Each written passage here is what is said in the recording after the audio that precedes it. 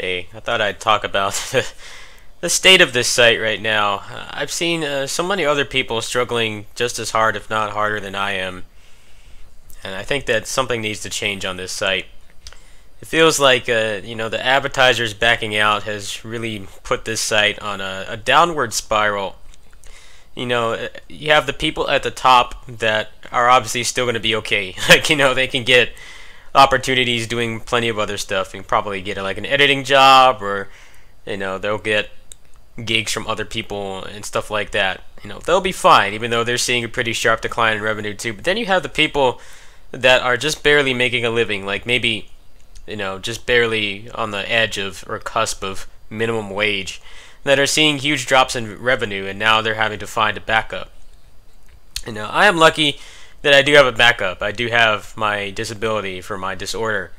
But the problem with that is that they cut my benefits by like $134. So now I have to admit I haven't really shown most of it on the channel. It's one reason why I have not been using the mic much. But I've been really depressed and stressed over how I can keep running the channel with the benefits being cut, because the amount that I make from it, does cover most of the expenses, but there's other stuff that goes into it too. I had to pay for my XSplit subscription. Unfortunately, every single time they do a deal on lifetime membership, I just don't have the money for it. So I haven't been able to do that. I have to pay for that, and obviously the games and the equipment. It's been hard. So many times this past, just the past few weeks, let alone the past few years, I felt like giving up. And I feel like things shouldn't be that way. I feel like just advertising on the internet in general is it's just foobar. It's fucked up. Like a lot of sites. Sometimes you go on sites and they have some really obnoxious, pretentious, page that calls you out for using ad blockers. And the problem with ad blockers is that it's not even wanting to steal content from people. I'm sure a pretty big chunk of people use ad block on my content, and I use it on other people's too. I don't take it personally at all. Some sites do, and I feel like the problem is that the advertisers are not taking responsibility for their actions. Like, there's been so many borderline malicious ads on even legit sites. I remember back when I was playing RWBY Grim Eclipse, I downloaded a mod for that to kind of remove the I think it was to remove the skill point restriction and to add that kind of Bloody Palace survival mode type thing. I downloaded that off Mediafire, and obviously the mod itself was legit. The person who made it and uploaded it on Mediafire was fine. They're just trying to extend the life of the game. That game doesn't really have much replay value, so I think they did a pretty good service to that community. But I downloaded that file and I got a pop-up that tried to ransom me into clicking the OK button and probably installing malware. These companies wonder why so many people have ad blockers, and the reason is because they can't take responsibility for what they're doing. If ads were harmless like they used to be, back in the beginning of the internet, ads used to be mostly harmless. You'd have like pop unders. You turn off your computer for the night or put it in sleep mode, and you have like 10 pop unders. Occasionally you'd have one that would be a flash ad that would scream at you, but it hasn't really gotten to the point where it is now, where you just have so much malicious stuff. Like, I haven't even been on Mediafire since then. I think that was like late last year that I downloaded that mod. It made me paranoid. Like, I had to Control-Alt-Delete and back out of the ad to to not have it force me to click OK. I think that's really bad. Now we have it even happening on mobile phones. I hear people are getting borderline ransomware on mobile phones as well. And I feel like even if the sponsors backing out of YouTube is because of the guys at the top of the food chain saying some stupid shit, like, I feel like it's really only part of the problem. We don't really hear people talking about why ad revenue is in such a bad spot right now. Luckily, YouTube has, you could argue, unintrusive ads. Before I signed up for Twitch Prime, I blocked ads on Twitch for a long time because they would play like the really depressing, like, anti-smoking and don't text while driving ads like every 5 seconds. It's just like a total buzzkill. So I blocked the ads. And I think a lot of people forget that if you do block ads on a site or a channel like this of an individual or a small group, that are creating content, if you donate like $2 to them, $1 or $2 to them, you've already paid them more than every ad they would see otherwise without the ad block. Sometimes I've donated to people. Like, I'll donate like anywhere from $1 to $5 to them. Like, even before Twitch Prime was a thing, like, that money that I gave them was more than enough to cover the the ads that I was blocking. And I feel like people should not feel bad for blocking ads. If anything, the people who make the ads and run the advertising companies should be doing a much better screening than they are now. I feel like there's lots of unintrusive ads. Like, if you turn off ad block on YouTube, you get some of the takeovers and some of the really annoying ads in the videos and stuff, but you don't get freaking malware or ransomware that's going to fuck up your computer and potentially cost you hundreds of dollars in repairs. I feel like YouTube is definitely on the least intrusive side of advertising, but you have sites like Mediafire that don't screen their stuff at all, and it's made me not want to download stuff as much anymore. I think that's a problem. I see so many people in my situation. Like, I really don't make much. Right now I'm pretty much living on one meal a day and snacks, and I've been doing that for a while, but I'm gonna have to do that even more from this point because they've cut my benefits. And the ad revenue for me has been more or less the same. I've had some months where I've made like a pittance, and like, my performance on my views and stuff has been pretty much the same. I'm lucky to be in a position where it sucks. There's stuff I need to get for the channel soon. I probably will need to get more RAM soon.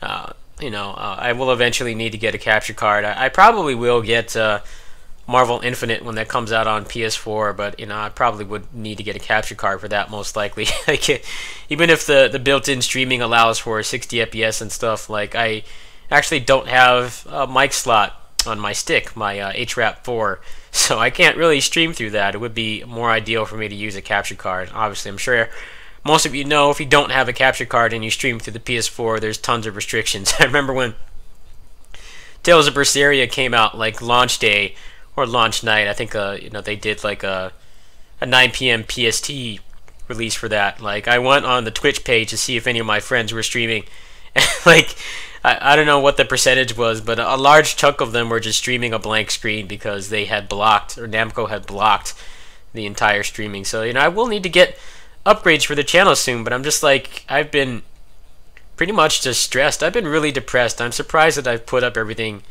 every day like I have been. Like, I really don't know how I'm going to keep the channel running. Patreon is great, but obviously Patreon is it's just like the subscription feature on Twitch. It's great, but you can't really see what your success will be. It's dependent on luck. Some people have disposable income, some people don't. Like, there's tons of people I would love to subscribe to on Twitch, because they provide me entertainment. Sometimes I'm grinding off stream, to make a video or something, and I put their stream on my second monitor. I got a second monitor recently from a viewer. Like, I'll do that, and I consider that to be worth my money. They're keeping me company. I can talk in their chat. I have some nice background noise while I'm working on other stuff. Sometimes even just like cleaning my room or typing something out. There's tons of people I would like to subscribe to, but I just don't have the disposable income to. Some people get lucky. Some people can kind of coast by with subscriptions, and some people can't. I've wanted to put more effort into my Patreon, but I haven't really been getting the feedback that I've been looking for. I would like to provide better rewards and hopefully get to a point where I get more backers so that I'll be able to both offset the pretty big chunk of benefits that I've lost this month, and also be able to afford new stuff as well. There has been stuff that I've wanted to take risks on, but I just haven't really been in the financial situation to do that. Like Spirit of Sanada, I hear they actually did fix some problems with the Samurai Warriors 4 combat engine, but it's $60, and I hear the PC port is not great. I was kind of really depressed that I didn't get the Koei Tecmo America partnership, but then I realized their PC ports are still over the place. Like, the last one that I played that was really good was Tokiden 2, and even that really maxed out. It maxed out my CPU usage at 100% pretty much the entire time I was playing it, which gave me a pretty big amount of anxiety.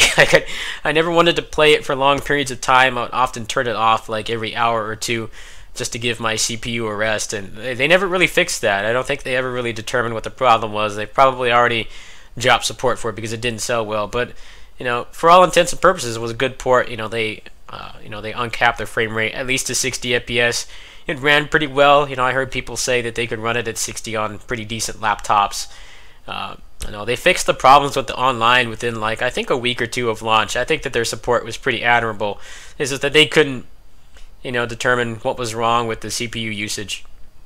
But it was a good port. I did pretty much everything on it. I still need to finish some endgame stuff, but I was kind of hoping that they would fix the CPU usage before I did that. I even tried updating my drivers, and that didn't fix it. But their ports are all over the place. So sometimes I've wanted to cover some of their games, but it's just felt like with how little I'm making, sometimes I can't justify getting a $60 game unless it's going to really pay off with guides. Like Tokiden 2, I paid like $50 for. But the guides that I made, I don't think anyone else really covered that stuff. So I ended up pretty much making all the investments I put into that. But unfortunately, that doesn't always happen. Sometimes I do stuff and it just does not perform well, which is why I've been doing more low-end, small-tier stuff like Red Obsidian Remnant. I'm pretty sure with the overview stuff that I've done, I've probably made that $8 back. But sometimes I don't care. If the barrier of entry is low enough that I don't really care about losing a couple bucks on it, it's fine. When it's $60 or more, I kind of have to make some tough decisions. So I apologize in advance if I'm not able to cover stuff in the future. Right now, the things that I'll be doing for sure is Ys 8, and we'll be getting that on PC. I probably will wait for some testimonials to see if it's a good port or not. Falcom does tend to do pretty good ports. All their stuff pretty much runs on the toaster at 60 FPS. So I have high hopes for it. I hope that it's not going to disappoint. I really don't know much about the structure of the game. I don't know if it's going to be like Berseria, where the cheat engine table made the game exponentially better. Even Clip said that when he was working on his runs, I believe that he's kind of put his project for that game on hiatus because he didn't like it as much as he initially thought. He said that the cheat engine table is what allowed him to do it because of the super speed, and I think he uses an equipment editor as well. Don't quote me at that, but I don't know how much Ys 8 is going to benefit from a PC port, but I'm just going to be getting it on there simply because I do not have a functional capture card right now. The one that I have in the cards from a friend, he needs to test it and make sure it works before he sells it to me. And now I kind of have the problem of if I don't even know if I'll be able to afford it. I might have to pay him in installments or something if he's willing to. But until then, I'm probably not going to be getting too many PS4 exclusives. I did just buy Nex Machina. The problem with that is I don't know if my rig will be able to run it. It seems like the system requirements for it are pretty high, which I think is odd because I think it's supposed to run at 60 FPS on a base PS4. So I don't really know about that. I do have 2 hours to mess around with it. Hopefully I can just turn down some settings.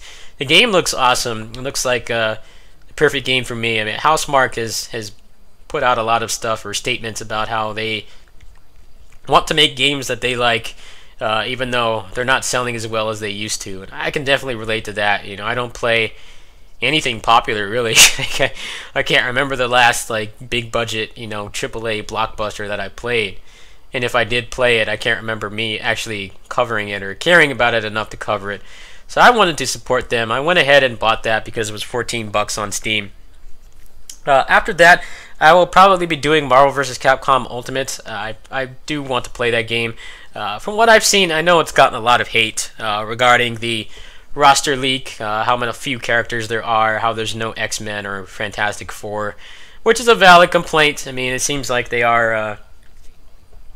Marvel vs. Capcom in general really banks on nostalgia, and people who played any of the other Marvel games, even more recent ones like Ultimate Marvel, which is not even 6 years ago, they want the X-Men, because that's what they grew up with, and that's what the foundation of the whole series. I think the gameplay looks fun. It looks like I will probably like it more than Marvel 3, which I played for a while, but I never really got into, and plus the netcode was ass, so it's kind of more difficult for me to play it once our meetups here in the local scene kind of moved to a place where I could not get there conveniently.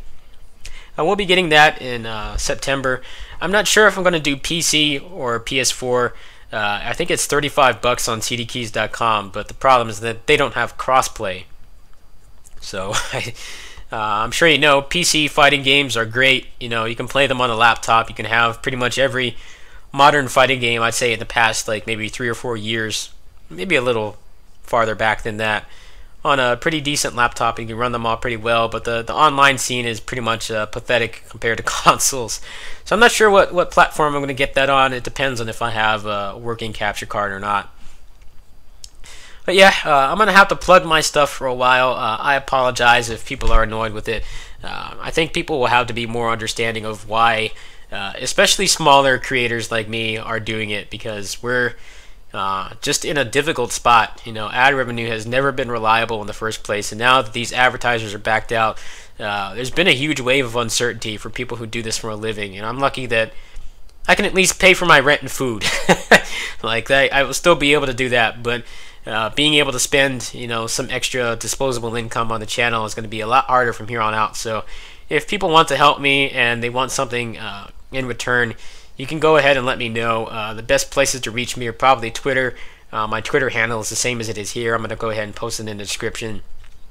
I would like to get to the point where I can get these last few upgrades and maybe have a little bit more security or leeway in terms of getting new stuff. I know people have wanted new stuff. Like, I kind of did want to play Spirit of Sanada, but then it's $60 and I hear the PC port is running like crap on, people who have like beast rigs. You could probably run like GTA 5 on max settings. Like, that doesn't really seem like something I should be taking a risk on, especially given my financial situation. So hopefully, either through Patreon or some other miracle, I can get to the point where I can cover stuff more often. But I ask that you guys, even if it's not particularly for me, I ask if you watch other people who are plugging their Patreons, be it on here or Twitch or whatever other site. I ask that you guys, have some forgiveness, because we don't want to do this either. I think that ad revenue, for how old the internet is now, for how big it is, I feel like it should be more reliable. But these advertisers are just being complete douchebags to the people who don't block their ads. And it's just at the point, I saw someone mention this, like having an ad blocker is not being an asshole. It's not stealing content from people. It's more just general PC security. If you're going to drop like $2,000 on a computer, you don't want to not have an ad blocker and get some ransomware that fucks up your computer and potentially damages your parts. like it's got to the point where you need to have it whether you want to or not, simply for your own safety, be it through malware, spyware, keyloggers. There's all kinds of nasty stuff that ad blockers kind of remove from the equation. I hope that people will be more understanding. I hope that the advertisers will start to have more care for the stuff that they allow on their services, because I would love to turn off my ad blocker. Sometimes I do. Sometimes I do still whitelist people, or at least I used to, until I got that fucking Mediafire ransomware, that tried to lock up my browser. I hope that things will improve from here on out.